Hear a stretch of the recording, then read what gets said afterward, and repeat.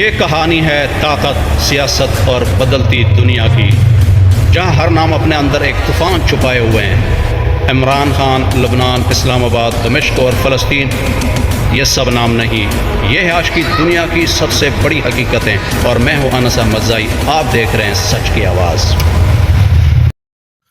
السلام علیکم ناظرین، آج ہم بات کریں گے عمران خان صاحب اور بشرا بی بی کے حوالے سے، لیکن ویڈیو سٹارٹ کرنے سے پہلے چھوٹی سی گزارش ہے کہ اگر ابھی تک آپ لوگوں نے اس چینل کو سبسکرائب نہیں کیا تو اس چینل کو ضرور سبسکرائب کریں۔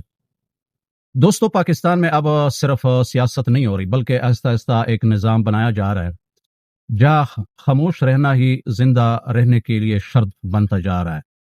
اور آج بشرا بی بی کے ساتھ جو ہوا، اس نے بہت سے خطرناک سوالات کھڑے کر دیے ہیں۔ ناظرین، آج کا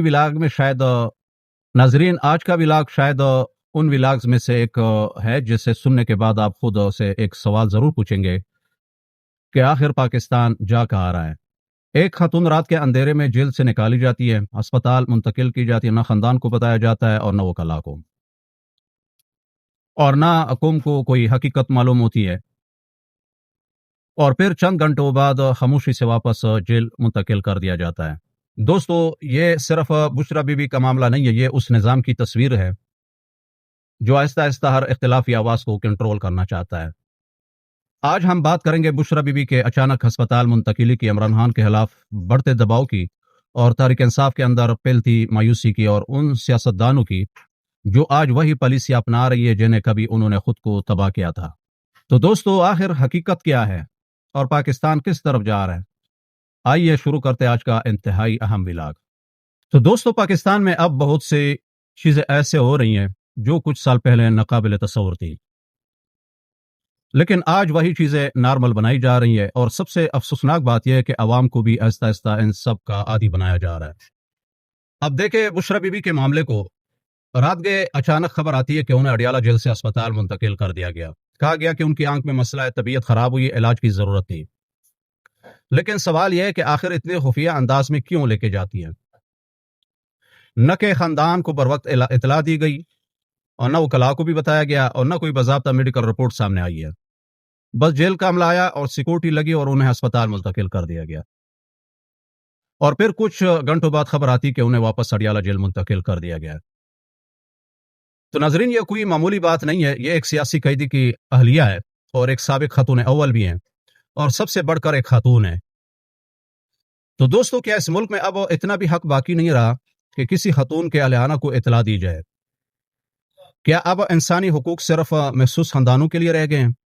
آپ کو یاد ہوگا کہ جب بلاول بھٹو کی پھوپھی کو ایک جگہ سے دوسری جگہ منتقل کیا گیا تھا تو پورا ملک ہی ہل گیا تھا، میڈیا بھی چیخ رہا تھا، بیانات دیے جا رہے تھے، جمہوریت خطرے میں پڑ گئی ہے، اور اسی طرح کے نعرے لگ رہے تھے۔ لیکن دوستو، ستم ظریف یہ ہے کہ آج بھی وہی حالات ہے، لیکن لوگ خاموش ہیں۔ یعنی آج بشرا بی بی کے ساتھ یہی کچھ ہو رہا ہے، بلکہ اس سے بھی زیادہ سخت صورتحال ہے، اور سب خاموش ہے۔ تو دوستو، یہی وہ ڈبل سٹینڈرڈ ہے جس نے پاکستان کی سیاست کو تباہ کیا۔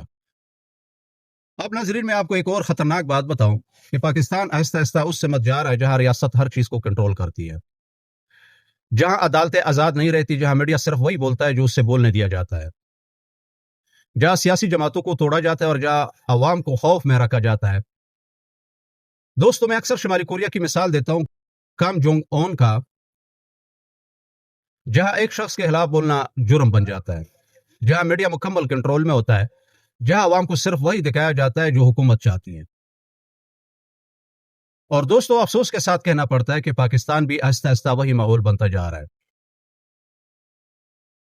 اب دوستو، ذرا عمران خان کو دیکھتے ہیں، ایک شخص جو تقریباً 2 سال سے جیل میں، کیسز پر کیسز، پابندیاں، تنہائی، دباؤ، لیکن اس کے باوجود آج تک اس نے ہار نہیں مانی۔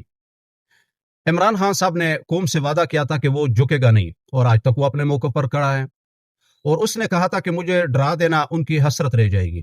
اور حقیقت یہ ہے کہ اگر عمران خان سے خوف نہ ہوتا تو پھر ایک قیدی سیاستدان کے لیے اتنی سختیاں کیوں کرتی ہے، اور کیوں ملاقاتوں پر پابندیاں، اور اسی طرح ہر آواز کو روکا جاتا ہے، اور کیوں ہر احتجاج سے خوف کو محسوس کیا جاتا ہے؟ دوستو، یہاں ایک اور افسوسناک چیز بھی ہو رہی ہے کہ تحریک انصاف کے اندر بھی مایوسی بڑھ رہی ہے۔ لوگ سوال پوچھ رہے ہیں کہ آخر پارٹی کی قیادت کہاں جا رہی ہے؟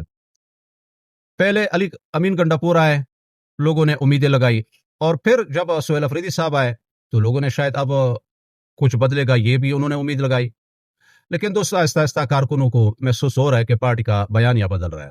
اب دوستو جو لوگ پہلے سخت موقف رکھتے تھے آج وہی نرم پڑ جاتے ہیں۔ ڈرون حملوں کے معاملے پر موقف تبدیل ہو گیا، آپریشن کے حوالے سے موقف نرم پڑ گیا، اور افغانستان پالیسی پر خاموشی آ گئی اور احتجاجی سیاست تقریباً ختم ہوتی جا رہی ہے۔ اب کارکن سوال کرتے ہیں کہ اگر احتجاج نہیں ہوگا، اگر دباؤ نہیں ڈالا جائے گا تو پھر عمران خان باہر کیسے آئے گا؟ اور یہی وجہ ہے کہ مایوسی بڑھ رہی ہے۔ دوستو میں نے کل منصیرہ کے جلسے کی ویڈیوز دیکھی ہے، پہلی مرتبہ مجھے لگا کہ تحریک انصاف بھی اب وہی روایتی سیاسی حربے استعمال کرنے لگی ہے، جو کہ محسوس اینگل سے اپنی تصویریں لیتی ہیں جلسوں کے اور محسوس شارٹس بناتے ہیں تاکہ جلسہ بڑا دکھائی دے۔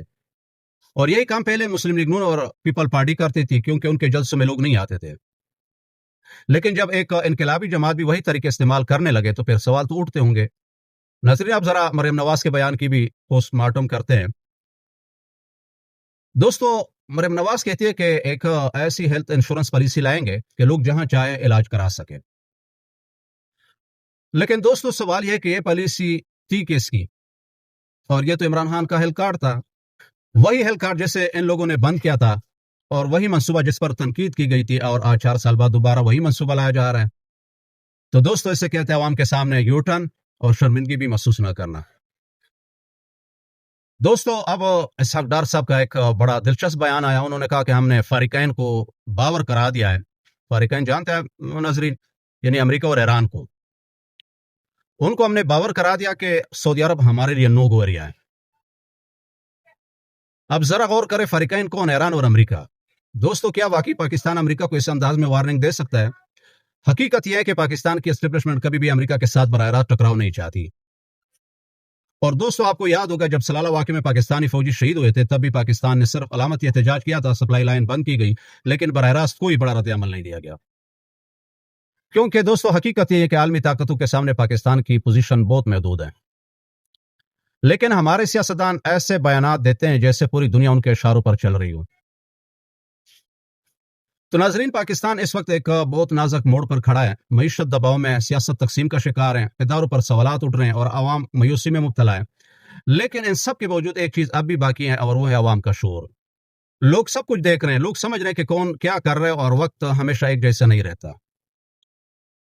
تو دوستو آخر میں آپ لوگ اپنا رائے ضرور دیجئے کہ کیا واقعی پاکستان میں جمہوریت کمزور ہو رہی ہے، اور کیا بشرا بیوی کے ساتھ ہونے والا سلوک درست ہے، اور کیا تحریک انصاف اپنے اصل بیانیے سے دور جا رہی ہے؟ تو دوستو کمنٹ سیکشن میں اپنا رائے ضرور دیجئے۔ ملتے ہیں اگلی ولاگ میں ایک نئی ویڈیو کے ساتھ۔ اللہ حافظ۔